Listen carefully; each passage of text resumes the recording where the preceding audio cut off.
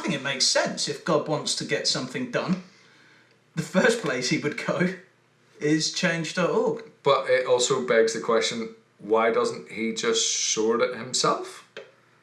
Well, or is that the power of change.org, that it is now superseded God in terms of the ability to change things on the planet? What change is more powerful than God, him or herself? Yeah.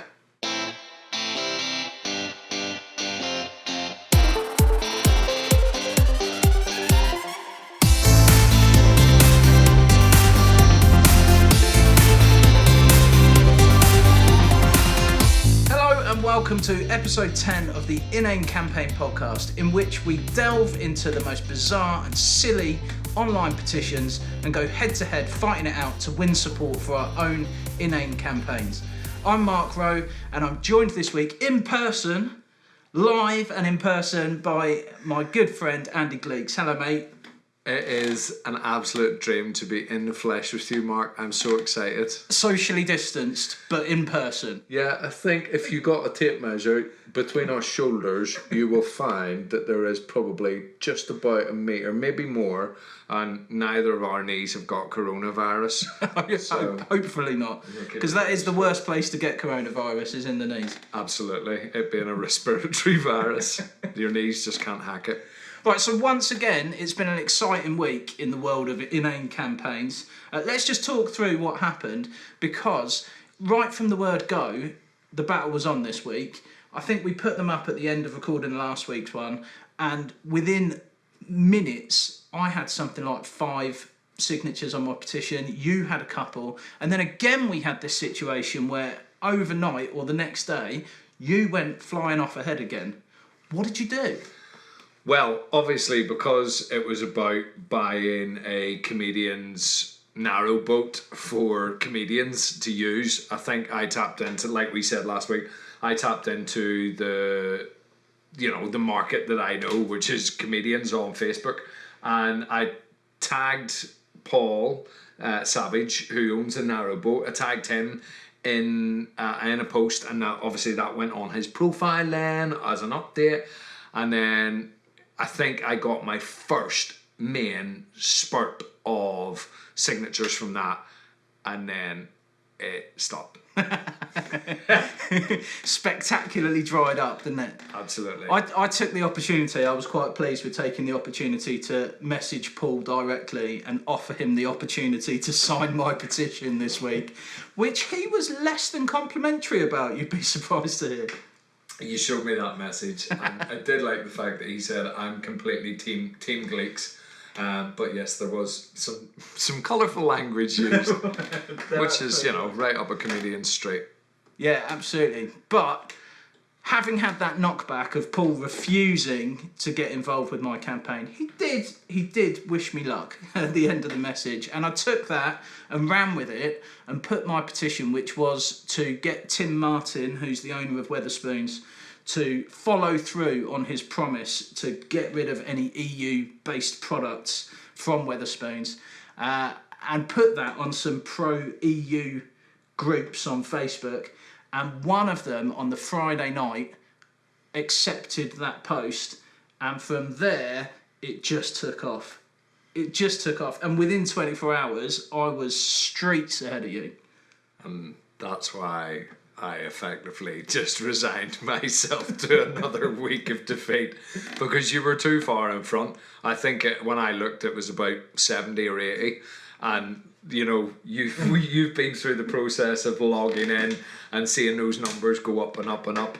I was logging in and seeing those numbers go up and up. You effectively ruined my weekend, Mark.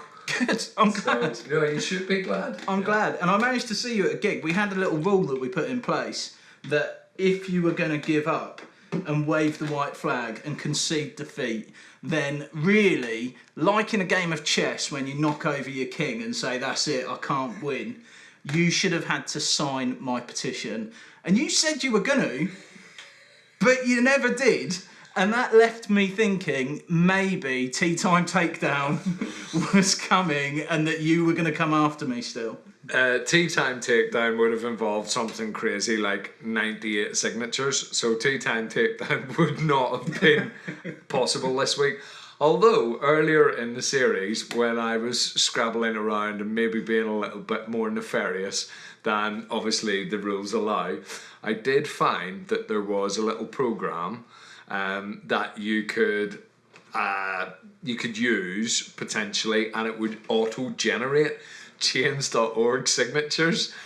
So I experimented with that earlier in the series, but then basically it doesn't work. But I would love to have seen your face if I'd have just got like 14,000 one week.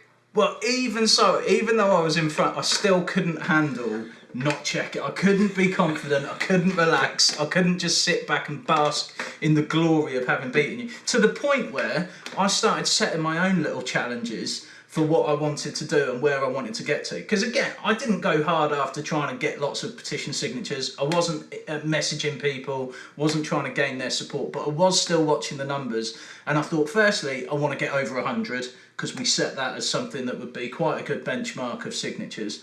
Then I thought the most support anyone's had in a week was your Rishi Sunak petition, when you got 118, so I wanted to get past that. And then you were stuck on 24, I think it was, for about the last 3 days. So I wanted to beat you by 100, because I thought that would be a real sign of success. And then I looked, because obviously the petitions have still been running on, your Rishi Sunak one has now got to 126. So you've gained another 8 whilst we've been carrying on doing other petitions. And I thought, right, that is therefore the most successful Inane campaign ever. Let's beat that as well.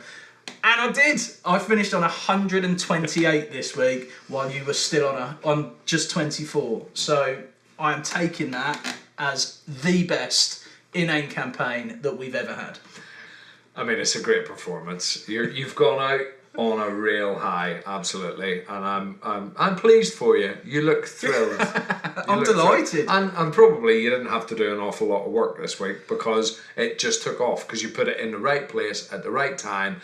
It had the right kind of idea behind it. You know, you won. You won well. Well done. Bravo. You sounded like that was really sticking in your teeth when you were saying that. Well, a little. It's you know, I've got plenty of other things to celebrate, don't I? Well, anyway, over the course of you're right to say, you have won the series still, because you were so spectacularly far ahead right from the early episodes.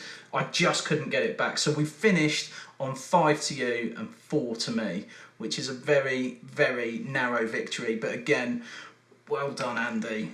Well done on that. Thanks, mate. That again sounded like it was pulled from the back of the throat there. It really was. Do you want to hear some numbers for the series as a whole? Yeah, I've had a little look. Nice. Right? So over the course of the series, like I said, you have won 5-4, right? But if we're taking it on aggregate scores, and you total up all the signatures on all of the petitions that we've run, I've got 378 to your 285.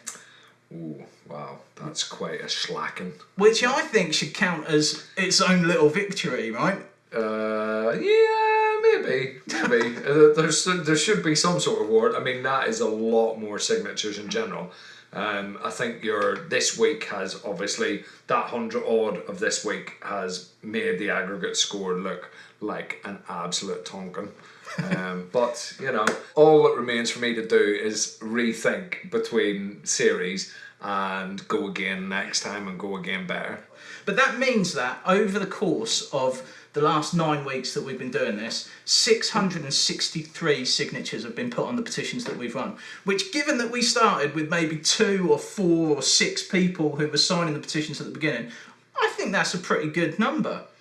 It is definitely accelerated, and that is clearly people listening to the podcast, engaging with the podcast, engaging with us, and yeah, it's been phenomenal. So if you have been one of the people that has signed our petitions, who've joined in the fun, then please do make sure that you continue to check out what we're doing. Join the Facebook group, have a look on there, and we will be back doing this again at some point in the future. And we hope that when we do come back, people are still going to want to play along with our silly, ridiculous campaigns.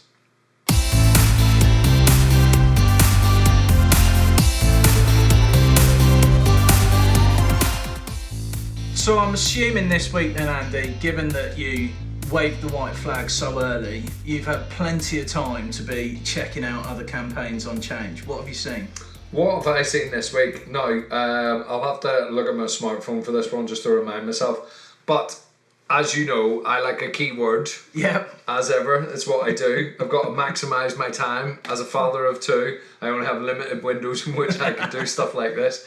And I put in the term Jesus into change.org, and I messaged you during the week and I said, did you know that Jesus does not come up at all on change.org? And you went, I think you'll find he does. And there's like some sort of crazy amount. Jesus is everywhere, Andy, Jesus including everywhere. on Change. Oh, he is on change.org in a big way.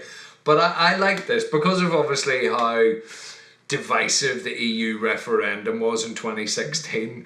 I think the person is clearly kind of riffing on that and using that as an idea.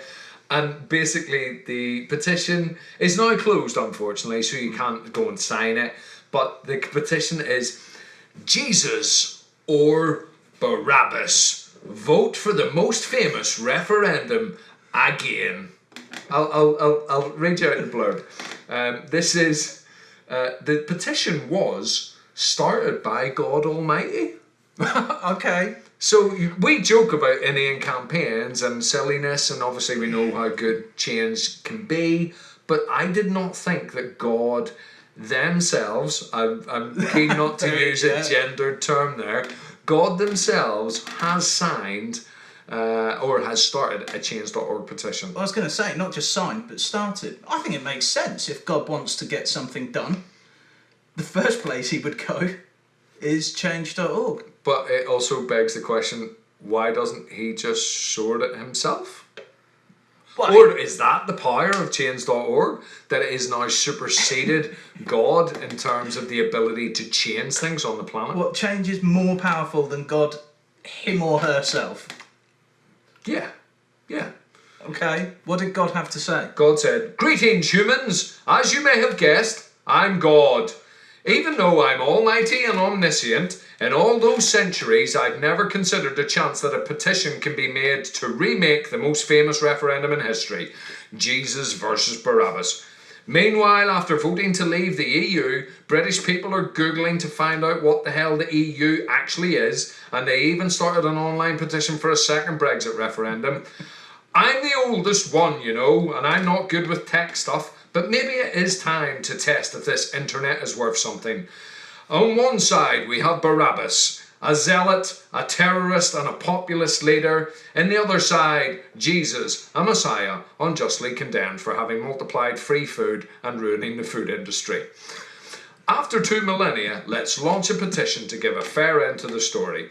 If enough people will sign the petition, maybe I'll change my mind about Lost and LGBT communities." If Jesus wins, I promise the church will finally pay all their taxes. 2 millennia of exemptions are enough. Stand up and sign. Jesus wants you. I'm going to go out on a limb and suggest that maybe it wasn't God that started that petition. What makes you think that? It sort of smacks a little bit of bribery and corruption, doesn't it? I will only give you these things if you sign my petition. Not something that we would know much about. Yeah, but Old Testament God kind of worked in that kind of bargaining way, didn't he? He was always testing people's faith, and Abraham when he takes his son up the hill to slaughter his son. Is that a story you remember? Well, I'm glad that it was just sign this petition and not go and kill your own children. Yeah. God has calmed down over the years. I mean, if he's starting to look into, LGBT rights, it sounds like even God is becoming much more right on. Yeah, he's moving on. I do imagine that God is probably a bit of a technophobe, though. Yeah, he would strike me as somebody that you would really struggle. You'd probably have to show him how to copy and paste on a computer, wouldn't you? Also, miracles would be more difficult now to convince people it was a miracle, because you can do so much stuff. Like video editing. Yeah, makes exactly. Things looks like a miracle, like it's a miracle that we're in the same room. Yeah, you'd be like, nah, he's just used CGI. Yeah, maybe one of us is CGI or a cake. You could be a cake. I did not do a cake check on you. Well, talking about cakes, do you want to hear one of the ones that I found this week? Yes, please. I know that you're a big fan of Jaffa cakes. Oh, I love a Jaffa cake. So I once ate two packets of Jaffa cakes while watching the film Terminator 2. Well, this will be right up your street then, right?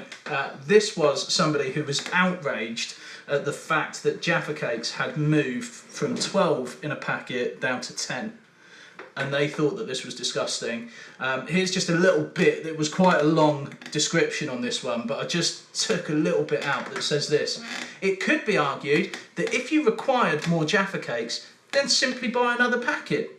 This is absurd. 12 Jaffa cakes is just the right amount for one sitting. If I were to buy 2 packets of 10, I would have 20 Jaffa cakes, which is beyond the average Brit's consumption, thus forcing them to be left in the cupboard where they will inevitably turn stale. But you're saying that that's not right. You're saying that you managed 2 packs when they were still 12s in there. Easily. Easy done. Right? I don't know if you've watched Terminator 2, but it is the perfect film for eating Jaffa cakes too. I think we've discussed it on a previous one. I think we have. It's one of the films it's one of the few films you've actually watched. It's the film that I've seen. Yeah, one that I've seen. Anyway, it went on to say this. I still remember my first Jaffa cake. It had the surprising crunch of the chocolate on top. It was then followed by the gentle tangy taste of the orange jam. Finally, your teeth are cushioned by the soft embrace of the sponge bottom. And I just think we've talked in the past about some of these campaigns having quite a poetic element to them, and I think that the soft embrace of the sponge bottom, I think, encapsulates that beautifully. Yeah, the soft embrace of the sponge bottom sounds vaguely, I don't know. Yeah, it's got the body, it's got a bit of erotica in there, you know. I think we'll maybe just leave it where it is. Well, people were behind it, people were keen on this. You know, you can sign up and you can say reasons for signing. These were the ones that they put. My son is truly devastated by the loss of 2 Jaffa cakes in a pack. He is inconsolable. And also overweight. That's why he's inconsolable. He cannot maintain his fighting weight now. I mean, I just imagine this poor crying child blubbering into his empty Jaffa cake packet, mourning the loss of these 2 Jaffa cakes. Bereft, grieving over the empty spaces that have been denied him. This one was more of a call for action. They may take our lives, but they'll never take our Jaffas. Yeah, Mel Gibson, blue face. Has he got a blue face in Braveheart? I think so. Yeah. Yeah. Is it striped? Is it? Yeah, it's like the Scottish flag, isn't it? Yeah. Or is it all blue? No, is I he think not he's like got the Blue Man Group? No, he's not. Nor a Smurf. No, nor a Smurf. Okay, Mel Gibson defended William the Wallace was not a Smurf or in the Blue Man Group. Yeah. I don't know. I think we need to fact check that one. But yeah, Mel Gibson raging against the destruction, again, the theft of the Jaffa cakes. But this was the real selling point for me, right? This was the quote that they put at the end, just to make sure that everybody was on board and to really highlight the extent to which we should be taking this seriously. It says this. It's a quote from Albert Einstein. Whoa. Right? Which says, "The world will not be destroyed by those who do evil, but by those who watch without doing anything." I mean, he's hit the nail on the head there, hasn't he? Isn't there that other poem by, no, it's not a poem, but it's by Pastor Niemöller, which is, first they came for the such and such, Yeah. I did nothing, first they came for somebody else, I did nothing, and then they came for me, and there was nobody left to speak for me. He also was talking about Jaffa cakes. I think this is something we need to take on board for future, right? If we're going to do these campaigns, I think putting quotes on the bottom to encourage people to sign is probably key to our success. A quote per campaign. You're never going to believe what I've got a book of. Quotes? Yeah, 1001 famous quotations. So I will have a quote for every campaign that I come up with, Mark. You can select the most appropriate. I don't think they've got a section on Jaffa cakes though. this didn't apply particularly to Jaffa Cakes, it's just to common sense, isn't it? Yeah. It's appealing to people's better nature. That they came for the Jaffa Cakes. They came for 2 Jaffa Cakes, but I did not speak out because I wasn't that fond of Jaffa Cakes. And then they came for me and there was no Jaffa Cakes left. Yeah, I like that. Yeah. I think this is important. I think there should be 12 in a packet of Jaffa Cakes. It's like the crisps, isn't it? There's like, when you open a packet of crisps nowadays, you look in and there's a quarter of a packet in there. It's like, well, I get mixed messages. The government are telling you to eat out, to help out, you know, and they're like, you know, giving us all this free money and restaurants and all the rest of it. And you're like, well, so they're driving obesity on one hand, but then the crisp people are mugging us off with quarter of a packet of crisps. Well, I don't think you go to a restaurant to just eat a packet of crisps. Well, no, but it's more of a broader thing, isn't it? So I can eat out to help out and I can get a full plate, blah, blah, blah. But the crisp manufacturers, they need to be told by government to make a full packet of crisps. That's going to kickstart the economy. Yeah, it's a campaign for you. Yeah, good. Full packets. We want full packets of crisps again. Rishi Sunak. Right, let's give you another one. Okay, this was a good one. You'll like this. Short and sweet. Again, teach penguins to fly. Yeah. I think that's important. Please, it says, please, these birds only know how to swim, but I think we should also teach them to fly. For a comment, I mean, when you think about, actually, I'm just sort of thinking about global warming, and if the sea levels are rising, surely swimming is a more fundamentally useful skill than flying. Well, I don't know, if the sea levels are rising, if you can just fly continuously, then it's not going to have a problem however much they rise, is it? Yeah, I don't, even if you teach penguins to swim, teach penguins to fly, I don't think they're going to fly for very long, so it's not going to be that useful. I think that it would be a real challenge to consider how you might teach a penguin to fly. There's a really lovely children's book that I've got that I read to my kids where the penguin just desperately wants to fly. So he ends up joining the circus and becomes like the penguin cannonball. Oh, yeah. And he goes to fly, but he realises that he's gone off and run away from his friend. And actually what he wants more than flying is friendship. Oh, yeah. That's a real strong and important message. But you don't often see many penguins in the circus. Well, no, and certainly not being fired out of a cannon. No, I'd pay to see a penguin shot out of a cannon. I'd pay good money to see that. But I'd rather it was they shot them out of a cannon at a person. What, and the person's just got to try and catch the penguin? Yeah, or like just to mix things up on, like, you know, the medieval battlefield reenactments. You know, when people decide to become Civil War people, like Roundheads or Cavaliers, and they've got the muskets and all the rest of it.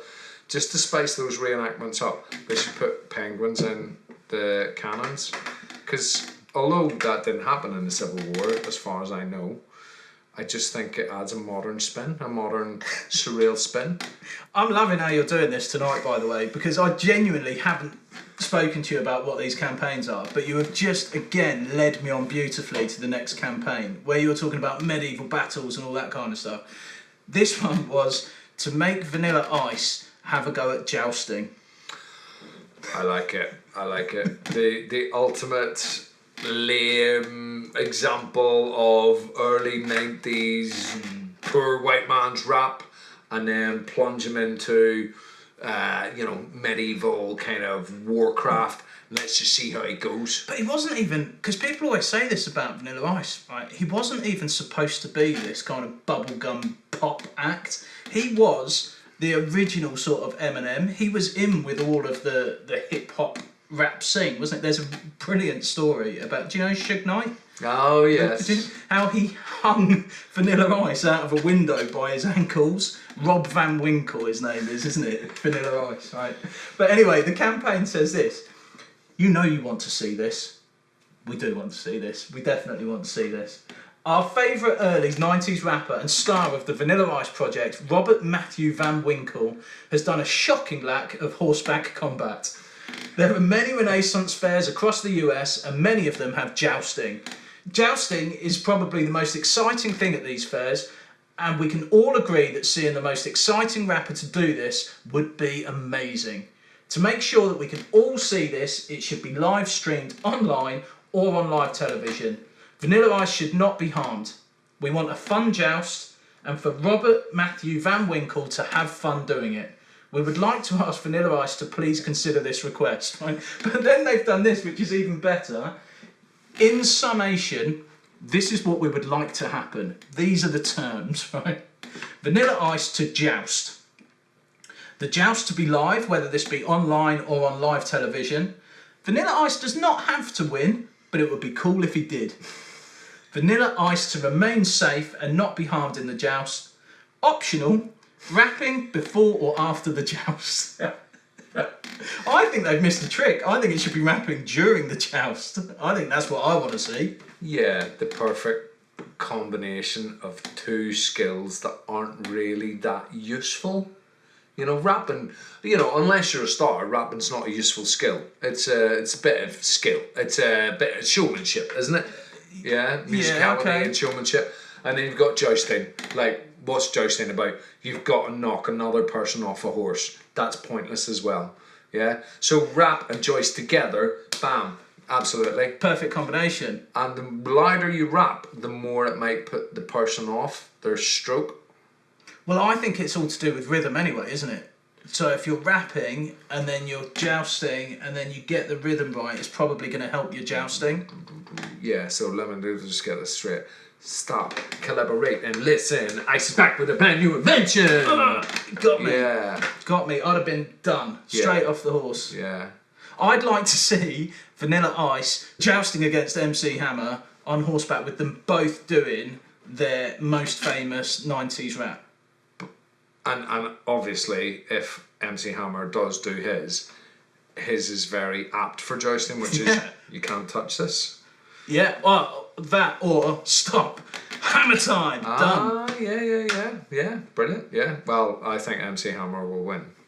Done. So maybe they shouldn't put Vanilla Ice on a horse because he's probably going to get beat. He's going to get harmed. You know, how can you not get harmed in jousting?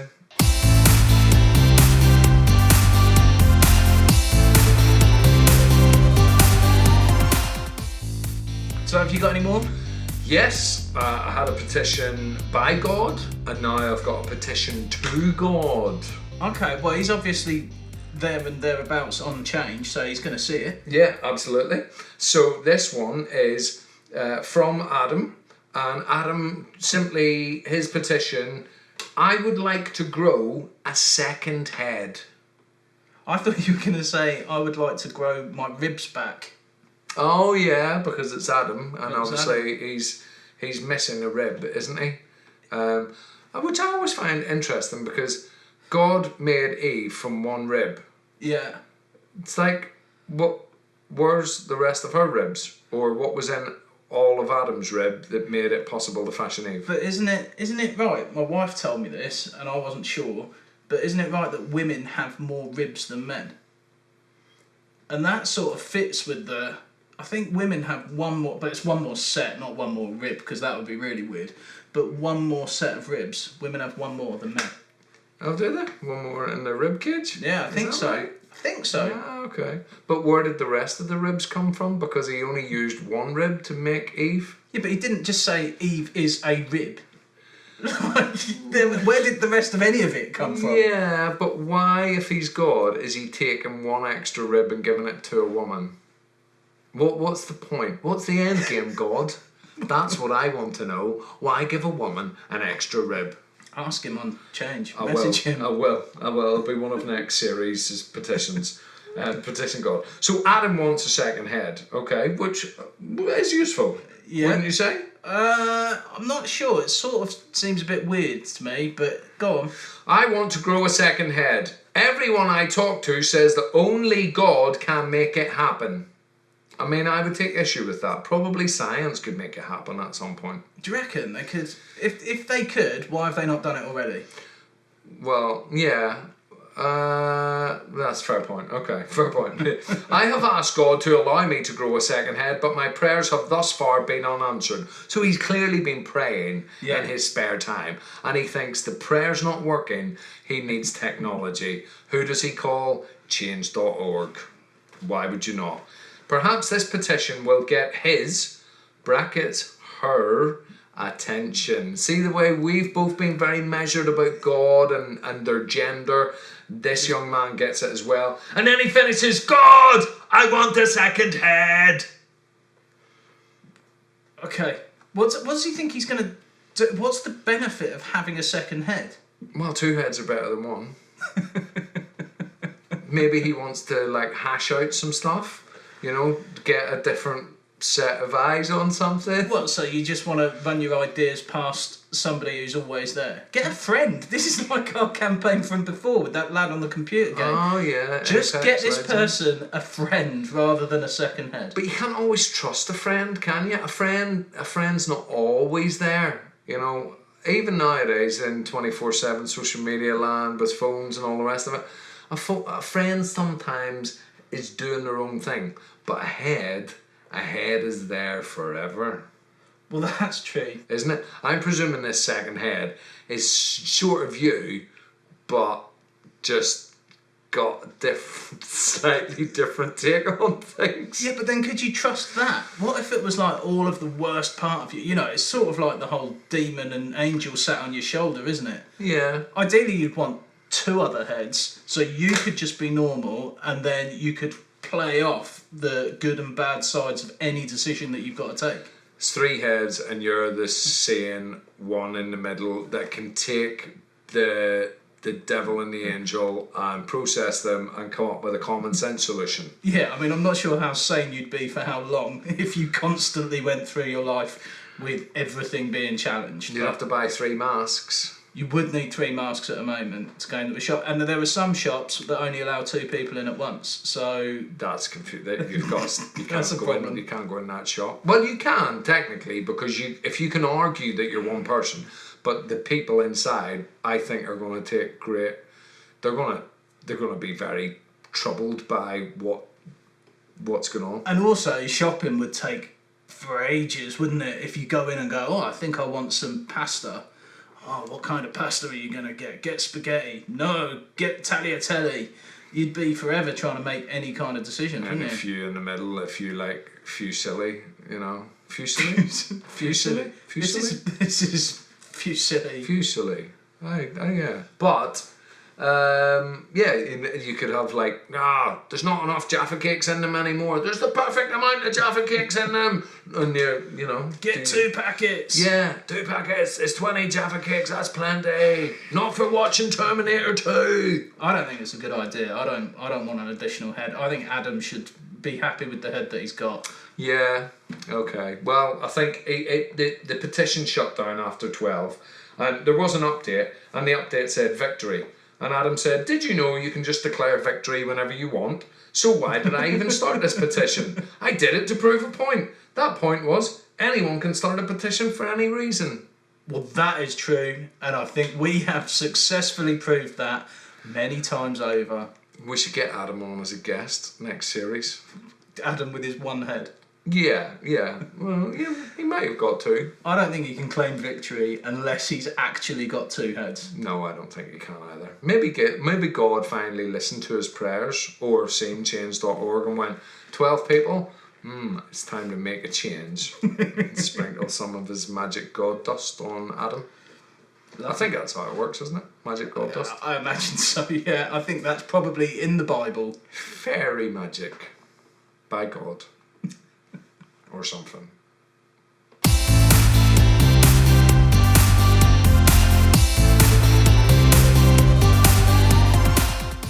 So because this is our last podcast of the series, we're not going to go head to head in a battle this week. But we've come up with a slightly different idea. You said a few weeks ago it would be good to run a campaign that we both aim at together. Before we tell everyone what that is, what have you enjoyed about the series that we've done so far? I think I've never really thought about change.org beyond, you know, the good stuff that it does. And I mean, I might have encountered silly petitions or whatever, but I've never really thought about it. Just to see the sheer amount of madness that is out there. And every week, like, I pick a word and I will find something, because there is like billions, I think there's billions of petitions on change.org now. And obviously the chances are there's going to be a crazy petition about something. And just finding the madness though, like, you know, a little lad starting a petition because he wants to put Kim Jong-un back on his family's wall. And that got loads of signatures, way more signatures than any of our single petitions have done. I just love stuff like that. I love the fact that the internet is a haven for freaks and weirdos and silliness and oddities, and change.org is a perfect playground for all that madness. Yeah, you're right, and it does do some good things, and we have talked about this in the past.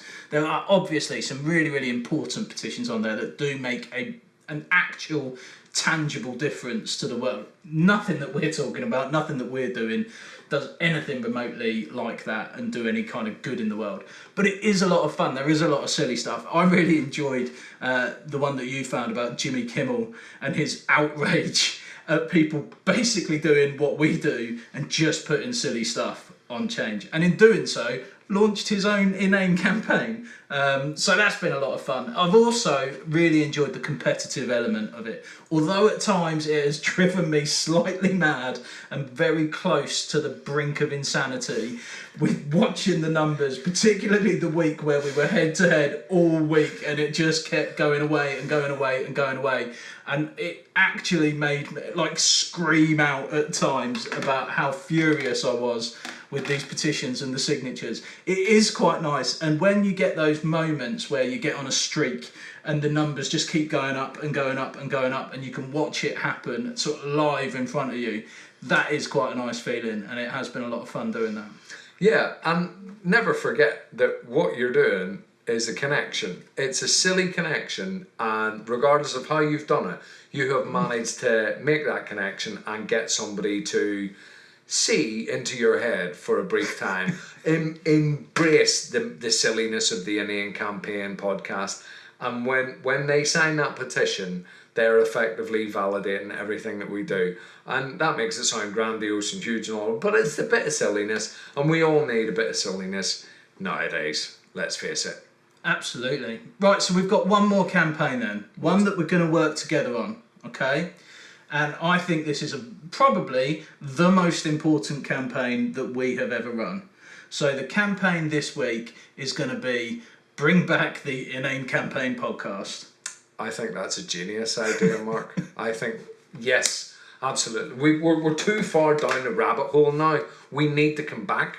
We want to keep doing this. Well, I'd like to come back. I do want a break. I want to put it to one side for a little while and just have a bit of a break. But I do think it would be nice to come back. But I think we should only really agree to come back if people are on board and signing a petition to say that they want more of the Inane Campaign Podcast. So I think that it should be this. The biggest campaign that we've done was this week. I got 128 signatures. So I think we'll launch this campaign, and until we get 129 signatures, we're not allowed to come back and do any more. That's a lot of signatures, Mark. It is a lot of signatures, but I have faith. I have faith in your ability and my ability. If we channel our energy together into getting people to sign the petition, I hope we'll find enough people who agree that what we're doing is worthwhile. Do we use that word? Worthwhile enough for them to take 2 minutes to sign a petition and get us back doing this again. Yeah, it's about 65 signatures each. I think we can manage that. We can do that. We can do that. Especially now that we're pros. Alright, so I've written a little blurb. Do you want to hear the blurb? Let's do it. Alright, so this is what I put. We'll put this on Change and see how we get on.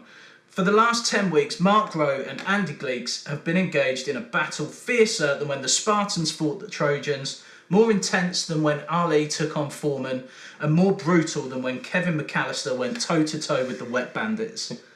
The outcome has been a series of campaigns that have sought to make the world a better place, or at least a silly place. Alright, a place that isn't really different, apart from now having some poorly written puns that are being used to convince people to sign a petition that will have absolutely zero tangible effect. They've fought to make the Isle of Man less sexist, to make the Prime Minister more responsible by giving him a giraffe, and to turn Big Ben into the world's biggest cuckoo clock.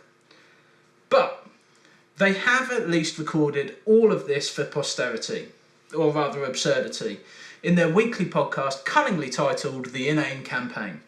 In doing so, they have solved none of life's great mysteries, but have discovered which famous band should be hunted for sport, what would be a better name for snakes and other dangerous animals, and why American TV host Jimmy Kimmel would be furious with this podcast. It's been fun, unpredictable, and very often bizarre, and has pushed the boundaries of both of their sanity, as they've become increasingly competitive in a bid to get one over each other and take the crown of most inane campaign. It's taken its toll emotionally and led to accusations of cheating and dirty tactics, so now they will fight no longer.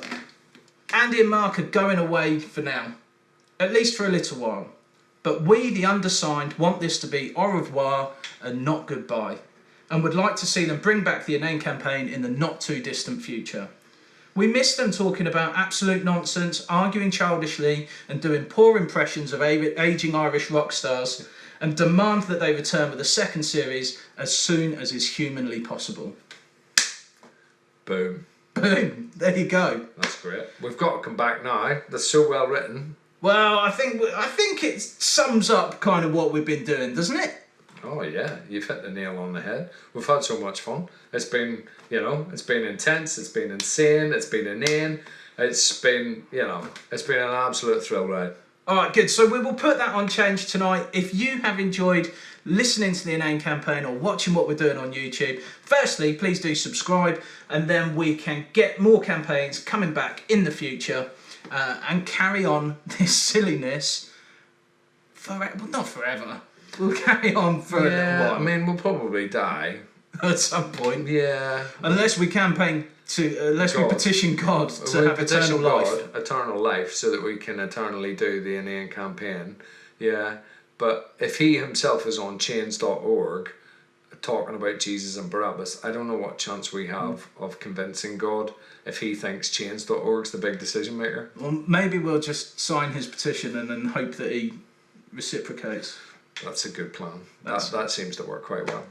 Let's do that. Good. So anyway, if you've enjoyed it, please do join in and continue to listen, and we will be back at some point in the future when we get 129 signatures, and we'll be back with more from the Inane Campaign Podcast. Thank you very much for joining us, and we will see you again.